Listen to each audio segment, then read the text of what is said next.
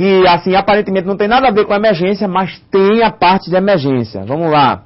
Ainda no item 22.28.1, fala o quê? As ações de prevenção e combate a incêndio e de prevenção de explosões acidentais devem ser implementadas pelo responsável pela mina e devem incluir o mínimo. Aí tem indicação de responsável pelas equipes, serviços e equipamentos para realizar as medições, registro dos resultados das medições permanentes, organizados, atualizados e disponíveis à fiscalização, tá? A periodicidade da realização das medições deverá ser determinada em função das características dos gases, podendo ser modificada a critério técnico. Por que ele está falando aí de medição? Na questão de emergência, porque mina tem muitos gases, tá certo? Muito metano, muito gás que pode trazer explosões. Aí vem, por último, a NR33, tá? De emergência, por último, a NR, emergência e salvamento, NR espaço confinado. A 33.4, o item 33.4, fala de emergência e salvamento. 33.4.1, o empregador deve elaborar e implementar procedimentos de emergências e resgates adequados ao espaço confinado, incluindo no mínimo descrição dos possíveis cenários de acidentes obtidos a partir da análise de riscos, descrição das medidas de salvamento e primeiros socorros a serem executados em caso de emergência. Então você vai ver aí, ó, como eu falei, o próprio nome espaço confinado já traz a noção de emergência, né? Já traz, já fala um pouquinho, porque espaço confinado, queira ou não queira, já é uma situação de emergência, tá certo? Você entrar no espaço confinado já requer certos cuidados, então já requer situação de alerta para que não haja nenhum problema mais sério. A questão da emergência e salvamento. Deve haver seleção técnica de utilização dos equipamentos de comunicação e iluminação de emergência, busca, resgate, primeiros socorros e transporte de vítimas.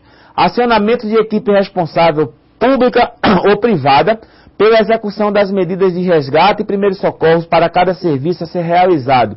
O exercício simulado anual de salvamento nos possíveis cenários de acidentes em espaços confinados. Então, você vê aí a questão de acionamento de equipe pública, a questão de exercício simulado também, a NR23 fala de exercício simulado, a NR33 também fala, tá, de exercício simulado. Por que simular? Não adianta eu ter um pessoal treinado, tá, faz um curso e fica de braços cruzados esperando a morte chegar, tá? Entre aspas, esperando a morte chegar. Então você tem que estar exercitando, você tem que estar botando em prática o que você aprendeu, se realmente está eficiente ou não. Aí você tem também a NR29, segurança no trabalho portuário, que diz respeito a porto, tá? Também fala de emergência. 29.1.6, plano de controle de emergência, PCE, e plano de ajuda mútua, PAN.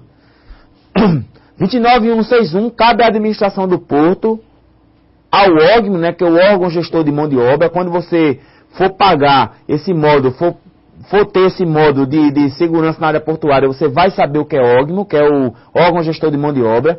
E empregadores, a elaboração do PCE, plano de controle de emergência, contendo as ações coordenadas a serem seguidas nas situações descritas neste subitem e compor com outras organizações do PAN. Tá? Então, 29.162 devem ser previstos os recursos necessários, bem como linhas de atuação conjunta e organizada, sendo objeto dos planos as seguintes situações. Tá? O que vai ser objeto do plano de controle de emergência?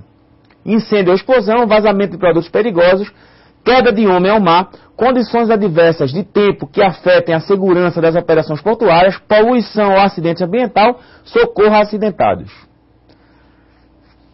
Aí tem a NR18, Construção Civil, tá? 18.26, proteção contra incêndio. Aí diz, é obrigatória a adoção de medidas que atendam de forma eficaz às necessidades de prevenção e combate a incêndio para os diversos setores, atividades, máquinas e equipamentos do canteiro de obras. Também você viu aí várias NRs que também, inseridas nessas NRs, tem a questão da urgência e emergência. Ainda tem na Construção Civil, deve haver um sistema de alarme capaz de dar sinais perceptíveis em todos os locais da construção.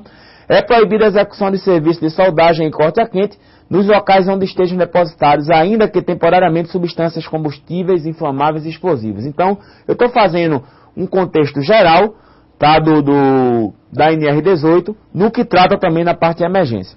Aí vem as normas complementares.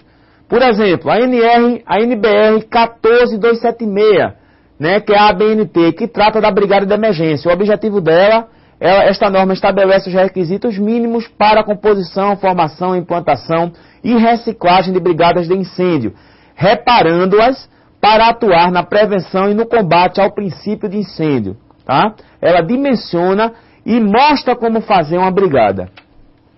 Ainda na NBR 14276, a continuação do objetivo, na questão do abandono de área e primeiros socorros, visando, em caso de sinistro, proteger a vida e o patrimônio, reduzir as consequências sociais do sinistro e os danos ao meio ambiente.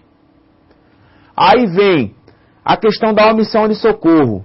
Tá? O artigo 135, que também é importante. Nós falamos tanto de emergência, de procedimento de emergência. Se você se omitir a socorro, se você se omitir a socorrer, tá, uma vítima, tem o artigo 135 do Código Penal brasileiro que diz: deixar de prestar assistência, quando possível, fazê-lo sem risco pessoal à criança abandonada ou extraviada, pessoa inválida ou ferida, desamparo ou em grave e iminente perigo ou não, impedir, nesses casos, socorro da autoridade pública. Pode trazer a pena de detenção de 1 ano a 6 meses ou multa. Parágrafo único, a pena é aumentada de metade se da omissão resultar lesão corporal de natureza grave e triplicada e se resultar em morte. Então veja só como é sério a questão da omissão de socorro, tá? E ainda tem outras normas que se tratam também do procedimento de emergência, que são os protocolos internacionais, tá? Existe o protocolo aí da Associação American Heart Association, ou seja, Associação Americana de Cardiologia, né, a Associação do Coração, que tem os protocolos de RCP, que é o que é seguido mundialmente. Tá? Hoje eu já vou adiantar o protocolo de 2003, ele muda de 2005, perdão, e muda de 5 em 5 anos, ou seja, ou muda ou é reavaliado. Hoje o protocolo padrão hoje de RCP é 2,30, tá certo? 2 sopros para 30 compressões. Existem também os protocolos de APH que são utilizados e as normas internacionais, como o ISO, OSHA e outras normas que também trazem questões de situação de emergência. De posse de todas essas coisas que falamos, né, das leis, das normas, dos procedimentos, no que diz respeito a procedimentos de emergência, aí vem a sua primeira atividade desse módulo. Tá? A primeira parte da atividade: realiza uma pesquisa na internet sobre o protocolo de RCP, ressuscitação cardiopulmonar, e protocolo internacional de atendimento pré-hospitalar, e elabora um texto de no mínimo 15 linhas e no máximo 20 linhas acerca da importância dos mesmos. Tá? Você vai lá na internet digitar protocolo de RCP, tá? Protocolo de ressuscitação cardiopulmonar, e você vai achar e vai montar um texto sobre isso. Segunda parte: realiza uma leitura dos itens 29.1.6 da NR 29 e todos os seus subitens, e elabore um texto de no mínimo 10 e no máximo 15 linhas em letra Arial tamanho 12, comentando a importância dos itens citados com o assunto tratado, observando os aspectos relativos à prestação de primeiros socorros e as outras ações de emergências que são necessárias em um ambiente de trabalho. A terceira e última parte da atividade: pesquise na internet sobre COICIP, tá?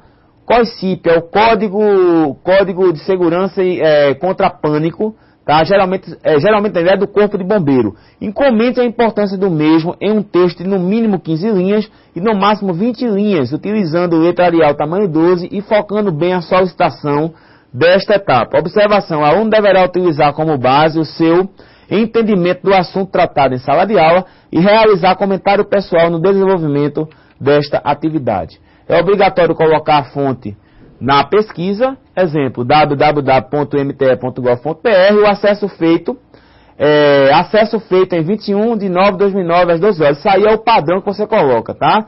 É a pesquisa, por exemplo, você bota www.mte.gov.br, vírgula, acessado em 21/9/2009 às 12 horas. Isso é o padrão ABNT, que você já deve começar se familiarizando com isso. Então, espero que nós tenhamos contribuído aí para mais esse passo aí na sua formação. Até a próxima, fique com Deus e que Deus possa estar lhe abençoando tremendamente. Até a próxima.